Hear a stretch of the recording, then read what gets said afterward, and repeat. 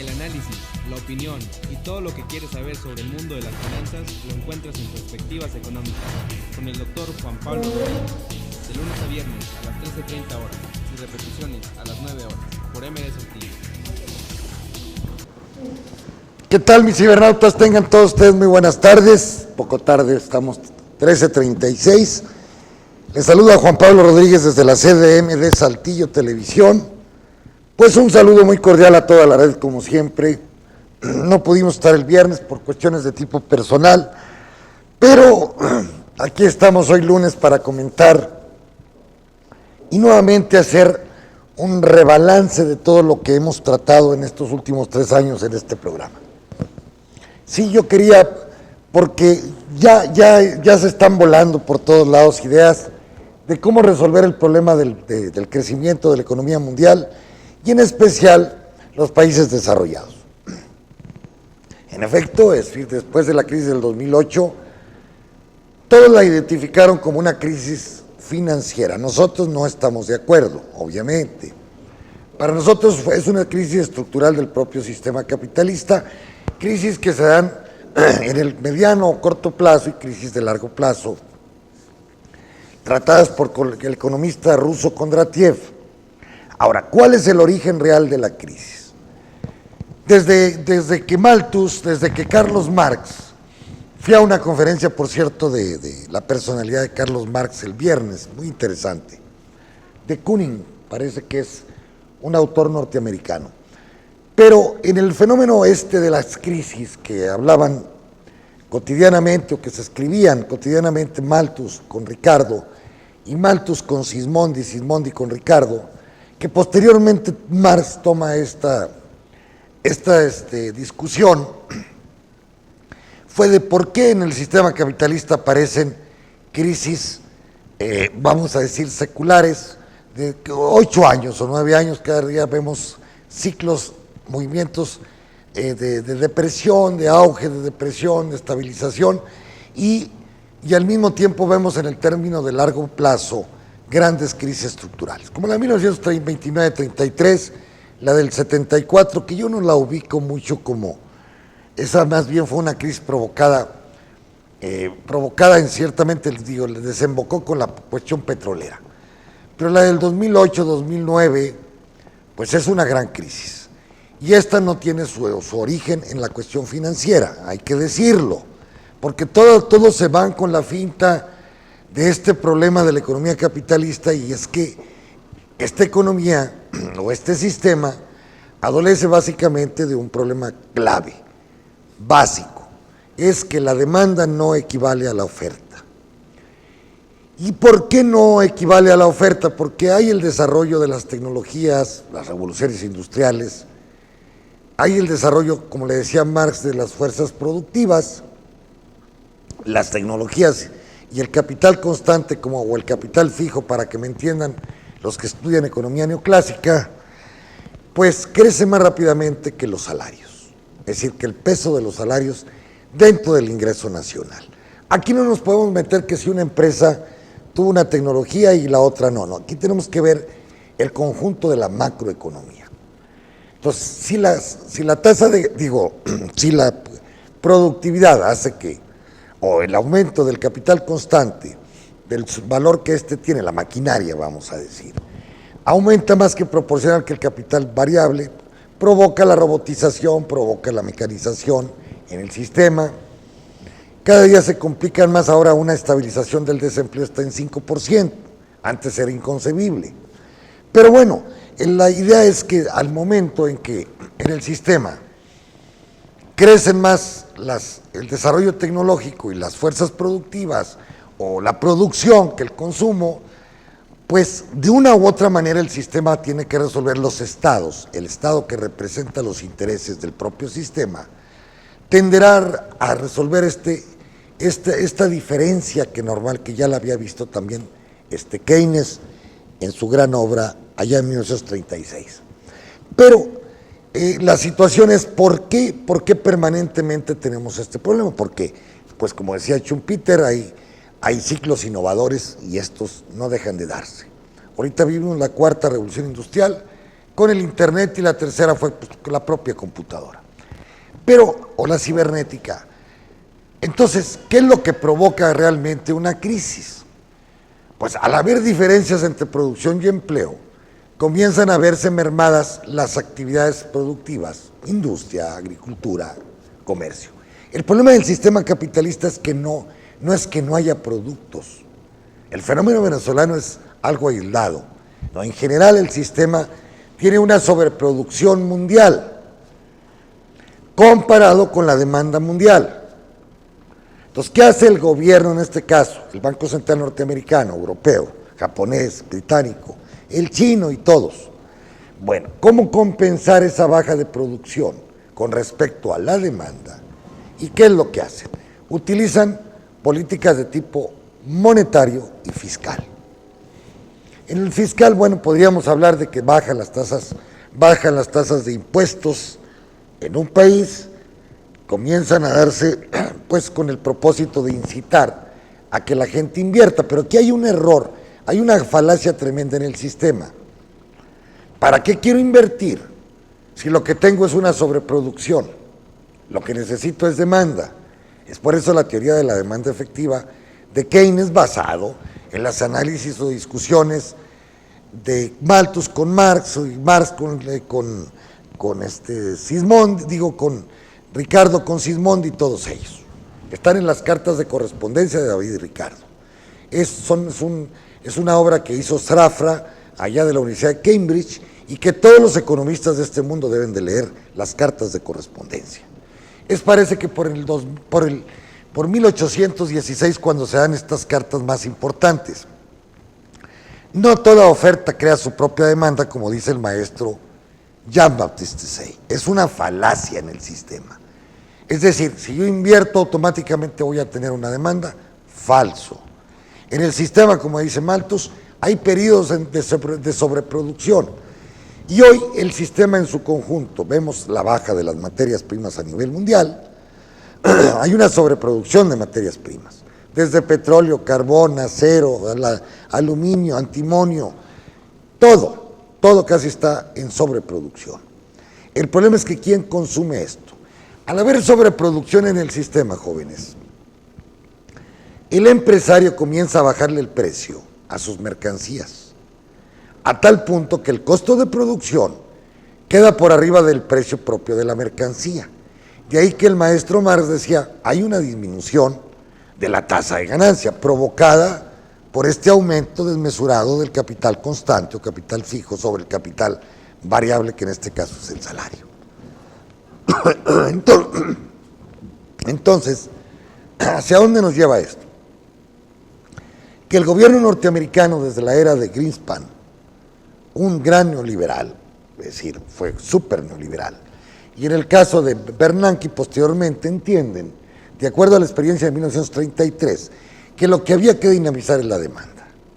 ¿Qué es lo que hacen? Bajan tasas de interés al 1, 2, 0 o 0%, pero al mismo tiempo utilizan una teoría monetaria no tradicional, es decir, en los famosos quantity easy. Bueno, vamos a aventar dinero fácil, 4 trillones para los Estados Unidos, 1.5 para Japón, 1.6 para Europa, o 2, y ahí la llevan. China, ya la deuda china llega al 225% de su Producto Interno Bruto. Igualmente, pues empiezan a aparecer los déficits fiscales, donde el Estado empieza a pedir dinero, y van a ustedes a ver que en España, que en Francia, que en Inglaterra, en todos lados tenían déficits fiscales. Y esto automáticamente ha engrosado las deudas de los Estados-nación. Pero esto lo hicieron conscientemente para poder resolver momentáneamente el problema de la demanda. Es decir, había que hacer obras, había que generar demandas con las propias deudas, con el propósito de equilibrar eso que yo estoy diciendo, lo básico, entre oferta y demanda. ¿Por qué? Porque el sistema, aparecen que las fábricas están todavía abajo de la capacidad que tenían en el 2007-2008. ¿Qué es lo que provocó esto? ¿Por qué tanto auge antes en el 2007 y 2008, del 2000 al 2008, o de 1990? Bueno, lo primero que hacen es quitar la regulación a todos los bancos. Empezaron a hacer los bancos negros como Morgan Stanley, como el Citi propio, el Citibank, las calificadoras, porque todas entraron en este contubernio. Es provocar, es decir, que el encaje legal que tenían previsto antes, pues empezaron a gastarlo para prestar dinero. La subprime, con las hipotecas se metieron con hipotecas, se metieron con créditos súper riesgosos. ¿Okay? ¿Con qué finalidad? Pues tener mayores tasas de ganancia. Ahora bien, el fenómeno de la crisis del 2007-2008, que se da debido a que se tienen tasas de interés muy baratas y al mismo tiempo se dan préstamos no con poca garantía o sin garantía, se genera una cantidad de dinero espectacular con el propósito de ir equilibrando la oferta y demanda a nivel de los Estados Unidos y Europa. Esto, como sabemos, tronó. ¿Por qué? Porque sencillamente la persona que iba a pedir dinero no tenía dinero para pagar. El que pedía una casa con sus hipotecas, hay gentes que tenían hasta 5 casas, que porque la casa subía mucho de valor y eso le permitía tener más crédito y en un momento determinado decía, pues yo vendo la casa y saco una lana ahí de lo que invertí. Pero sucede que en la crisis de 2007-2008, con la sobreproducción de casas, pues baja su precio. Se desploma la industria de la construcción en Estados Unidos, la industria manufacturera, la industria en general. Entonces se trató, y es cierto, se trató temporalmente de resolver esto con tarjetas de créditos al por mayor. En Estados Unidos todo mundo debe dinero. La tasa de ahorro llegó a cero. Es decir, tenían que disponer del ahorro internacional básicamente de los chinos, que tenían depositados en bonos norteamericanos más de $1.300.000.000.000. Es decir, Estados Unidos estaba creciendo en base al ahorro externo, y ahorro interno tenía muy poco. ¿Por qué? Porque la gente se estaba endeudando, la gente no ahorraba, se endrogaba, y esto lo provocaba el propio Estado para poder equilibrar la oferta y demanda. Entonces, lo que aparece como una crisis financiera, realmente es una crisis estructural del sistema, que tiene su origen en el desarrollo de las tecnologías o fuerzas productivas, como dice Marx, en proporción, más que proporcionalmente, que el salario. Y en ese mismo momento, desde los años 70-80, observamos cómo la participación del salario dentro del ingreso mundial iba cayendo y automáticamente las utilidades de las grandes corporaciones, los 100 o 300 grandes de Estados Unidos y del mundo, pues iban aumentando sus utilidades. Claro, estas utilidades sabíamos bien que era dinero prestado, que el proletariado con la clase media habían solicitado para adquirir todo tipo de bienes, desde casas, carros, lo que ustedes quieran, y que finalmente no pudieron pagar. ¿Por qué? Porque fueron desocupados. Ahorita el desempleo en Europa, en España llega más arriba del 20% de los jóvenes. Es claro que ha mejorado el desempleo al 10-12%, pero todavía no llegan a su capacidad de antes de la crisis. Entonces, esto ha permanecido en el sistema todavía. ¿Qué hicieron estas gentes? Bernanke. Bueno, vamos a bajar la tasa de interés. Bajaron la tasa de interés. Los estados-nación se endeudaron para generar una demanda efectiva en cada estado-nación. Están hasta el queque de deudas. Tercero, su población obviamente se está envejeciendo. China, Europa y Estados Unidos. Y hay menos consumo por parte de la población en general, sobre todo los viejos. Cuarto, al haber una sobreproducción, este desarrollo de las fuerzas productivas, las tasas de ganancia de las empresas comenzaron a bajar. Y la intención de inversión o la perspectiva de inversión para el próximo año que tenían los empresarios comenzó a quitarse, comenzó a dejarse a un lado. ¿Por qué? Y es natural, yo pienso como un empresario pequeño, si lo que tengo no es consumible, ¿por qué carajos voy a invertir más en tecnología o en maquinaria si lo que estoy produciendo no se consume? Obviamente también se generó un gran auge en el comercio internacional. Es decir, esta vorágine especulativa de dinero fácil emitida por los propios bancos con pagarés, con documentos, con préstamos, con lo que ustedes quieran, securities como ustedes leen, provoca una gran liquidez en el sistema. Entonces empezamos a ver una baja de las tasas de interés provocada por la cantidad de ahorro, por la cantidad de ahorro a nivel mundial provocado por China, provocado por Europa y otros países, Estados Unidos no tanto, se lo prestaban Estados Unidos, pero las tasas de interés pues hubo que bajarlas. ¿Cuál era el propósito de Bernanke y de todos los norteamericanos o de los economistas norteamericanos? De que la gente invirtiera. Mira, si tú inviertes en una nueva fábrica te voy a cobrar el 1 o 2%. Aquí está el dinero, aquí están 1,000 millones si quieres. ¿Cómo se obtenía ese dinero? Pues con los famosos quantity easy. Es decir, la maquinita de hacer dinero de la Reserva Federal de los Estados Unidos, que le compraba bonos al gobierno norteamericano y obtenía dinero efectivo de la Reserva Federal de los Estados Unidos. Hoy esos bonos pues casi no tienen ningún rendimiento, es decir, no dan rendimiento. En Europa son rendimientos negativos, en Dinamarca, en Suecia y en otros países ya están costándole al público que tiene bonos del gobierno japonés, le está costando. Es decir, tasa cero. Le está costando lo mínimo de inflación que puedan tener. Bien, creían que con la cantidad de dinero fácil, con las tasas de interés tan bajas, con las deudas que estaban adquiriendo los Estados-nación, iban a poder echar a jalar otra vez la maquinaria, como lo había planteado Keynes en 1930, en los años 30. Lo que perdieron la dimensión todos es de que lo que realmente resuelve el problema de la crisis de 1929-33 fue la Segunda Guerra Mundial. Sí, Inglaterra se endeudó en un 150% de su Producto Interno Bruto, Estados Unidos hasta más. Es decir, hubo necesidad de emitir bonos, la gente los compraba para apoyar la guerra. ¿Pero qué provocan las guerras? Provocan automáticamente una inversión obligatoria en armamentos, en tanques, en aviones, que van a ser destruidos. Mientras más se destruyen tanques, más posibilidades hay que hacer, se pueden hacer más, o también jeeps, o carros, automóviles, aviones, pues hay que hacer más. Entonces, pero al mismo tiempo la Segunda Guerra Mundial provoca la destrucción de los aparatos productivos de Alemania, de Japón, de Gran Bretaña. Entonces fue una destrucción bárbara de los aparatos productivos y ahí hubo posibilidades de que se equilibrara la oferta y la demanda. Con otra, que a la gente al hacer conciencia de esta guerra catastrófica, los sindicatos comenzaron a organizarse. Había demanda de los productos, comenzaron a organizarse, pedir mejores salarios. Entonces la época de auge de la economía norteamericana fue del 46 a 1970.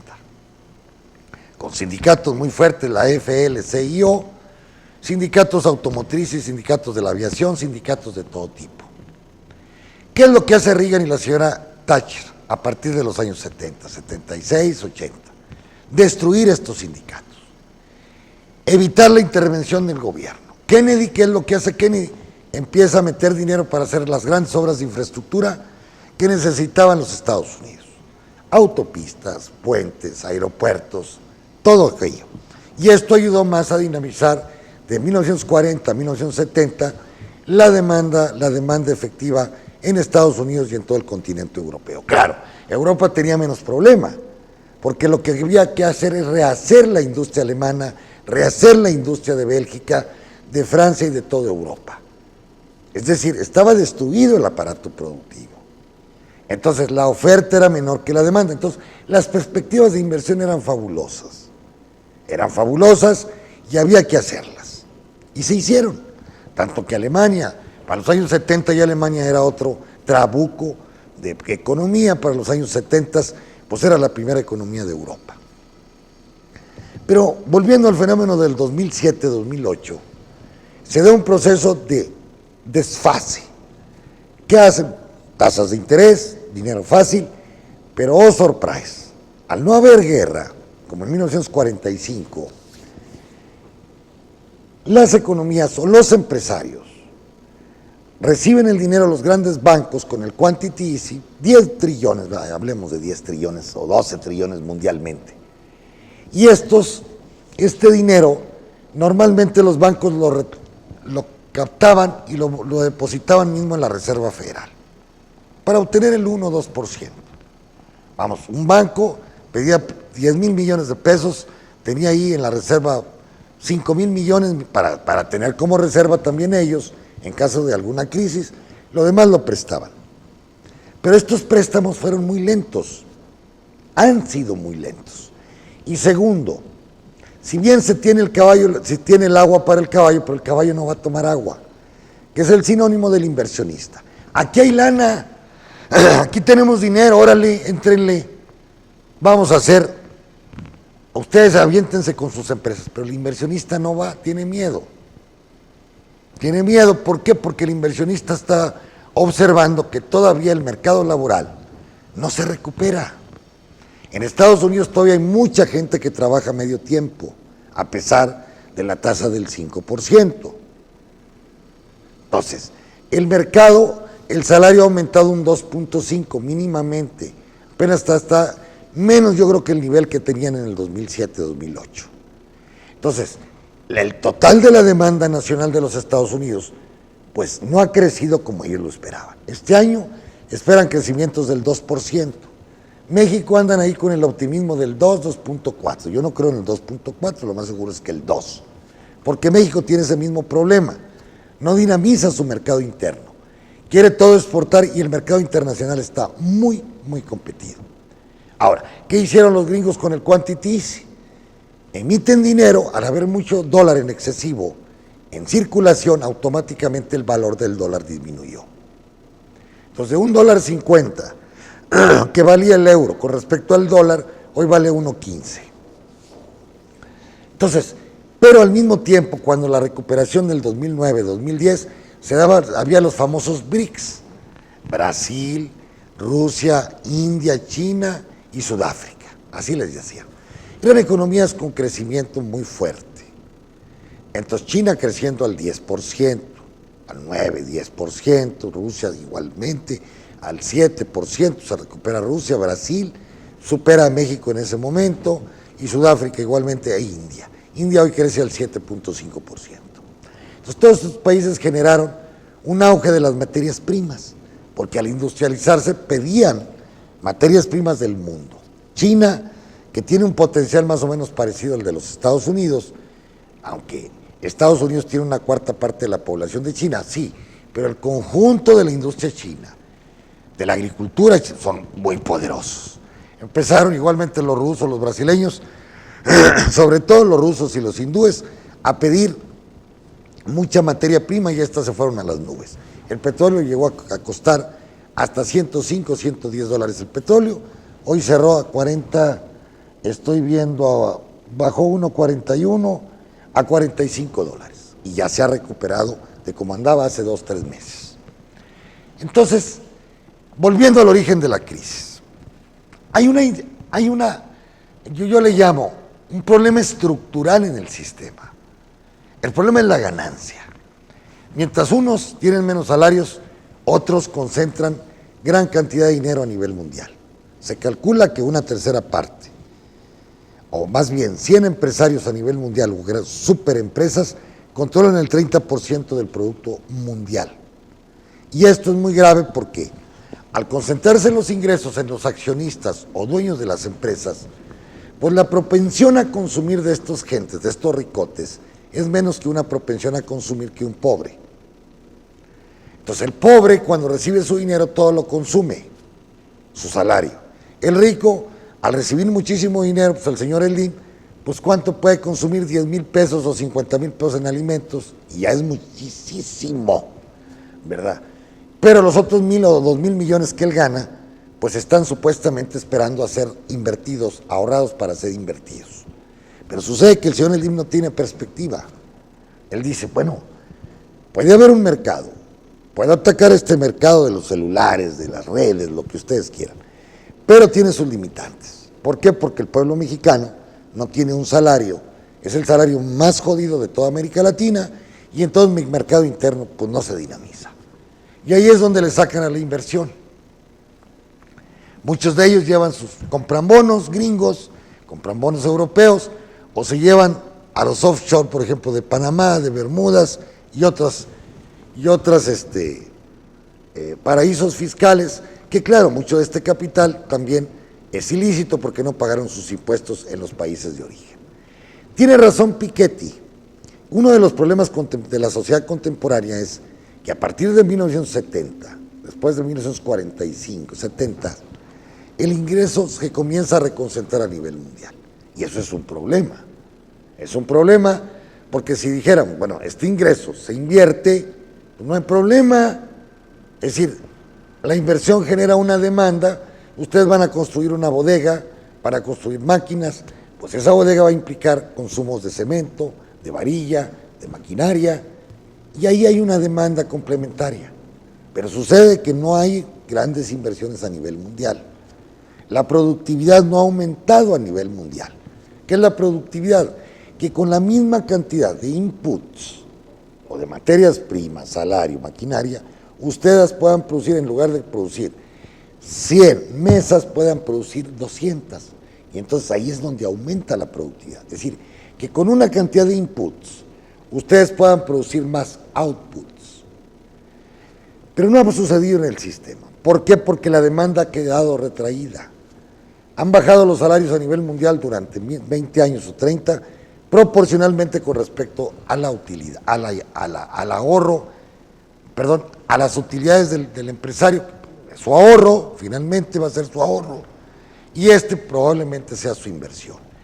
Aunque por ahí se decía, no siempre el ahorro es igual a la inversión. Yo puedo dejar mi dinero abajo del colchón y ese ahorro pues ya no se vuelve en inversión y no se vuelve un elemento promotor del desarrollo. De ahí que muchos economistas dicen, bueno, aquí el problema del sistema ya no va a ser el ahorro. ¿Por qué? Porque sencillamente el gobierno con sus maquinitas pues genera ahorro, genera dinero fácil para que pueda ser invertido. El problema es la inversión. Es decir, tenemos el dinero y el empresario está invirtiendo. No está invirtiendo a los pasos que ellos imaginaban. A tal punto que todos hablan, necesitamos unas reformas estructurales, así como en México, mano de obra flexible. No, güey. La flexibilidad de la mano de obra lo único que ha provocado es su bajo salario. Necesitamos carreteras, de acuerdo, presas, carreteras, infraestructura, de acuerdo, para dinamizar más los mercados internos en México o en Estados Unidos o en Europa, o en todo el mundo. Hacer nuevas carreteras como la que van a hacer de la Guayana al Brasil o de Venezuela a la Guayana. Son grandes obras. O del Perú, ferrocarril al Brasil para que los productos brasileños pues salgan al Pacífico. Estamos de acuerdo. Pero el problema fundamental es la demanda. Esta equivale al 60%, al consumo, perdón, equivale al 60% del Producto Interno Bruto. Ahora bien, si a eso le agregamos que el caso como México, donde se cobran pocos impuestos, la mitad de lo que se cobra en la OCDE, a los ricos se les cobra menos impuestos que en Brasil, que en Uruguay, que en Argentina, que en Chile, que hasta en Perú. Le cobramos menos al empresario mexicano. Y van a decir ustedes, ¿para qué quieres tanto impuesto, Juan Pablo, del impuesto a la renta? Porque ese impuesto se entiende que es para generar obras de infraestructura y para generar crecimiento económico interno. Repartir para que el sistema pueda seguir funcionando. Igualmente es el IVA, el impuesto de la renta, impuestos a los refrescos o a las gasolinas. En un total México recibe de impuestos el 19.8% y el Brasil recibe, o Argentina o Uruguay, el 35% o el 32%. Todos los países de la OCDE están arriba del 35 o 36, es decir, reciben el doble de impuestos lo que recibe nuestro gobierno proporcionalmente. Y eso es muy grave, porque el rico se vuelve más rico, ganó, tiene el dinero, no paga sus impuestos, pero menos porque proporcionalmente. Se vuelve muy ricote, pero el problema es que no consume. El problema es que no invierte, y tiene razón, porque ¿a quién le va a vender? Y claro, me vas a decir, bueno, ya los quantity easing se suspendieron en Estados Unidos, aunque siguen en Europa y Japón, pero hoy la economía japonesa está metida en una recesión. Entonces hay que estarle inyectando, como dice Krugman hoy, Lean a Krugman hoy en el New York Times, dice que es como la insulina cuando ustedes tienen azúcar. Bueno, el paciente no está, no, el sistema no está sano, Krugman, no está sano. Quitarle el azúcar va a ser muy difícil, nunca va a estar sano. Entonces, permanentemente tiene que estar inyectando la insulina. ¿Qué es la insulina? La política monetaria no tradicional, es decir, dinero fácil. O bien en la vía fiscal, deudas. O bien baja de impuestos, para que la gente se incite a invertir. Pero sucede que el paciente sigue mal y hay que meterle más insulina. De ahí que el Banco de Japón está desesperado y le mete dinero y le mete dinero. Y ahora el problema está en que no está creciendo la economía japonesa, por darles un gas. Igualmente la economía danesa, no crecen. Ya metieron los intereses a -1. Ya le metieron lana, los japoneses, a lo bestia, y no crece.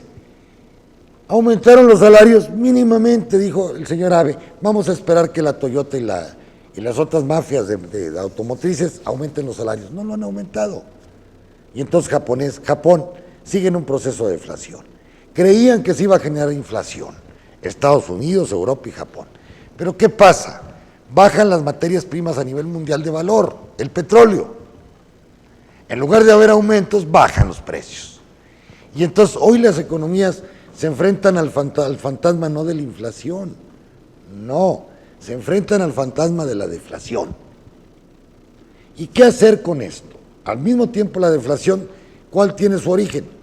Pues en la baja de la tasa de ganancia del empresario. Al bajar la tasa de ganancia, al no haber mercado, baja sus precios y automáticamente baja su ganancia. Entonces, no quiere invertir para el próximo ciclo y tiene toda la razón. ¿A quién le va a vender? Al mercado mundial está muy competido. Tendría que ser su mercado interno. ¿Qué es lo que proponen actualmente? Y ahora estuve leyendo a Bradford Dillon, de la Universidad de Berkeley. Igualmente a Adair Turner, que es pues, de la Comisión de Finanzas del Reino Unido, creador del concepto del helicóptero, implementado por el señor Friedman en los años 60 con Martha Schwartz. Es un artículo donde decía él que cuando se agota el fenómeno de las tasas de interés, es decir, las bajaste a cero, cuando se agota la cantidad de dinero que hay en circulación y dices tú, oye, pues aventé mucho dinero y no está funcionando la economía, entonces el señor Friedman dice, nos queda como última opción,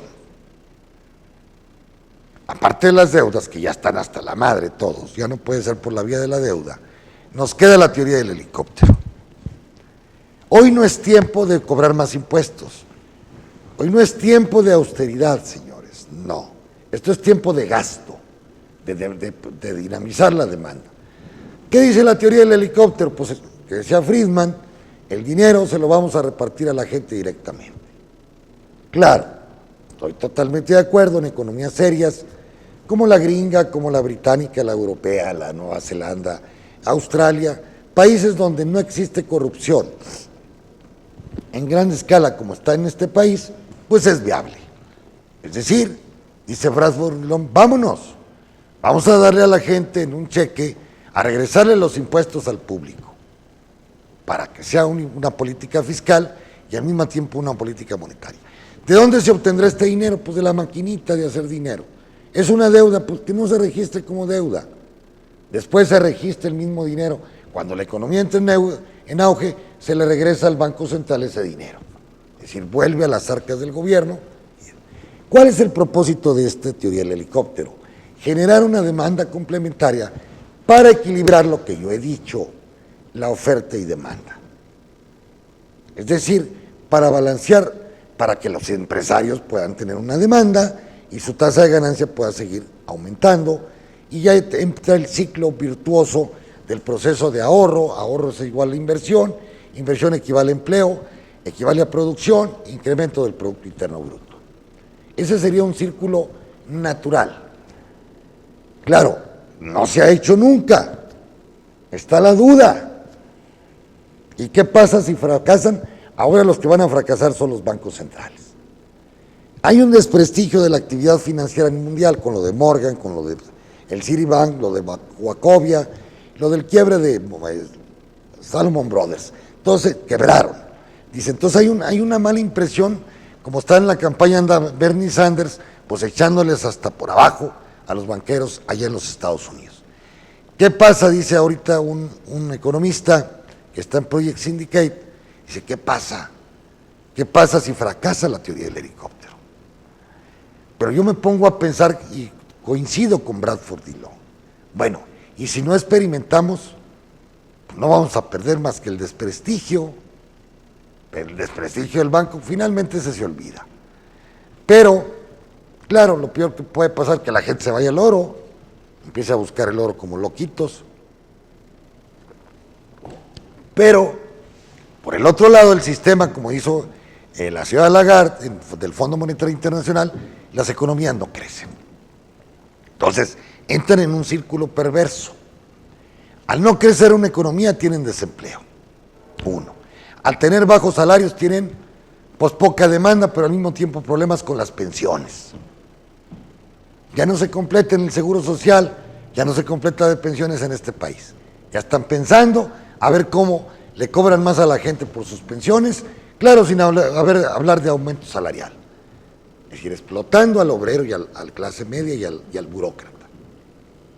Entonces, al no crecer las economías, las deudas comienzan a ser patéticas. Cuando un país tiene, como Grecia, el 140 o 150 o 200% de su Producto Interno Bruto, es decir, lo que produce en un año, lo debe al doble. Es decir, debe el doble de lo que se produce en la economía en un año. En Estados Unidos es un año, en España igual. En China son 2.2, 2 años con 25% de lo que producen, en lo que tienen en deudas. Claro, los chinos tienen como reserva 3.5 trillones de dólares ahí de lo que les ha generado el comercio mundial, o con los Estados Unidos. Pero, es decir, tienen un colchón. Pero sí la propuesta de Adair Turner y Bradford Dillon, pues no está tan loca. Es decir, pues vamos a darle dinero, ¿para qué se lo damos a los bancos? Lo primero que hicieron los bancos es comprar sus acciones, más acciones de su propio banco.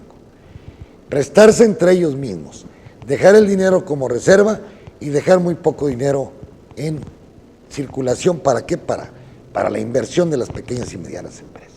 Esa fue la realidad. Por eso las economías mundiales, la economía mundial no está creciendo. Y todo el problema está en la demanda. Debido a la vejez, debido a que la gente al tener tasas de interés cero, pues dice, pues sí, cabrón, me voy a morir en 20 años. Y tengo ahorita $1 millón, pues no voy a, aunque me cueste, aunque me esté costando una tasa negativa, mi dinero, lo voy a conservar y no voy a invertir, porque quién sabe qué pasa en 10, 15 años y yo todavía vivo. Entonces la gente gasta menos. Un viejo que le dan tasas de interés negativas, pues lo único que está provocando es que ese viejo gaste menos. Y eso es terrible para el sistema capitalista, que detengan su consumo los viejos. Pero lo están haciendo por las bajas tasas de interés. Es decir, ellos en Estados Unidos guardan dinero y cuando llegan a la vejez, con los intereses pretenden vivir su vejez. Pero al ser intereses negativos, pues les está costando. Entonces, los consumos de estos viejos cada día son menores. Y problema, ahí hay un problema estructural bárbaro. Pero del otro lado, hay una gran discusión de Corbyn, como de Sanders, como de Laurita Tyson, de allá de la Universidad de Berkeley, donde promueven, ellos dicen, hay que aumentar los salarios, porque la contraposición del salario es la utilidad. Tenemos una seguridad, dice Sanders, Corbyn, Laura, el asalariado todo su dinero lo gasta. El burgués, el dueño de la tierra, el dueño de la renta, el dueño de la utilidad, ese no todo lo gasta, lo guarda, especula. Entonces, vamos a darle mejor al proletario, es lo que dice la teoría del helicóptero.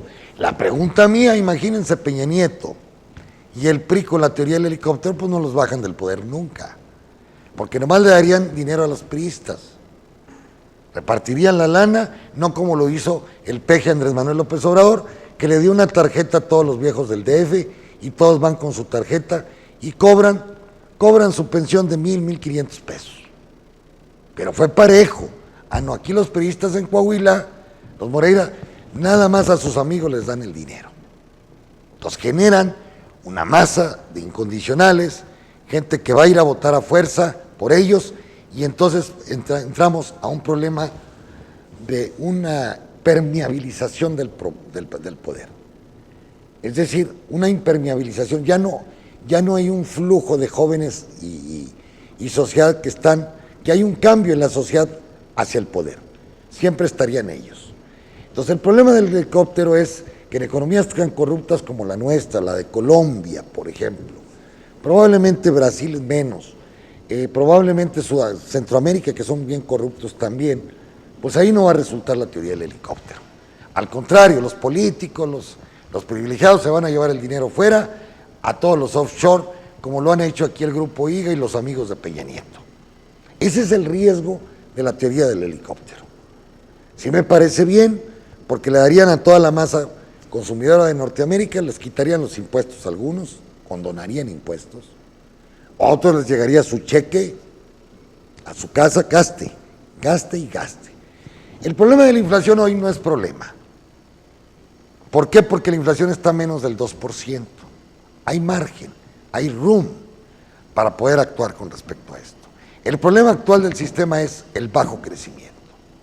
Y todo tiene su origen, obviamente, en esa lucha de clases planteada por el maestro Marx, en la famosa diferencia entre oferta y subconsumo, oferta y demanda, y lo que desemboca en la famosa disminución de la tasa de ganancia o la disminución de la demanda efectiva y de las perspectivas de inversión. Ya revolvía Malthus, Ricardo, Sismondi, Marx, el propio Keynes, y bueno, me meto ahí también con Schumpeter y algunos otros contemporáneos como estructuralistas, como mi maestro Celso Furtado. Cardoso también fue mi maestro ahí en París, pero Samir Amin, Argiri Emanuel, que ya falleció, y que todos ellos planteaban precisamente este diferencial permanente que hay en el sistema y que es la principal contradicción de este. Bien, por lo pronto ahorita las commodities pues van bajando el petróleo.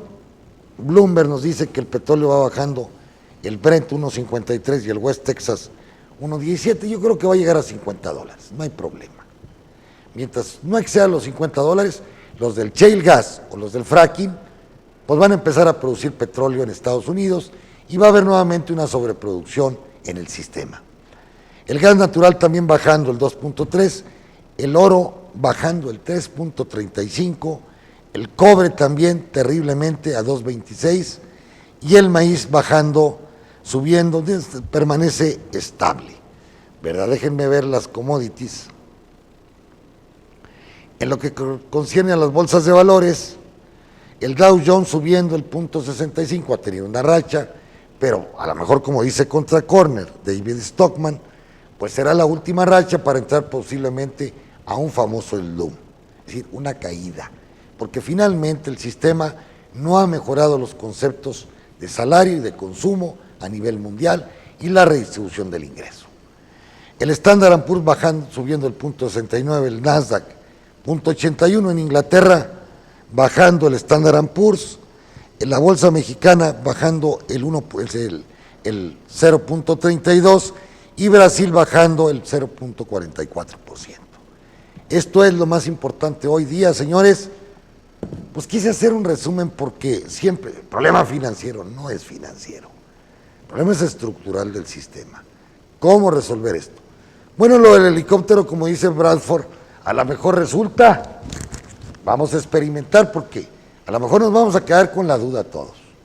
Bueno, y si hubiese resultado, pues atácale, genera demanda, o como dice Corbyn, Sanders, a $15 la hora, en todos los estados.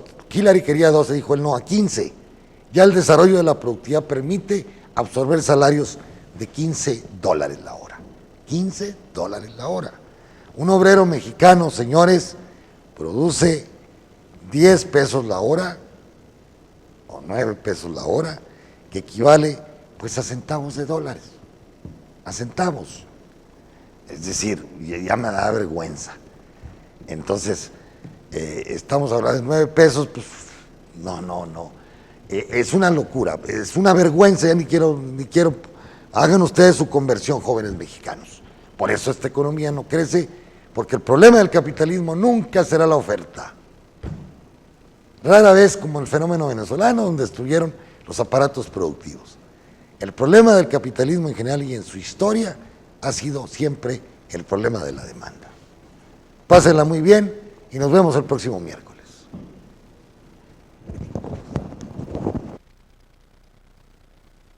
Encuentras en Perspectivas Económicas con el doctor Juan Pablo Rodríguez, de lunes a viernes a las 13:30 horas y repeticiones a las 9 horas por MD Saltillo.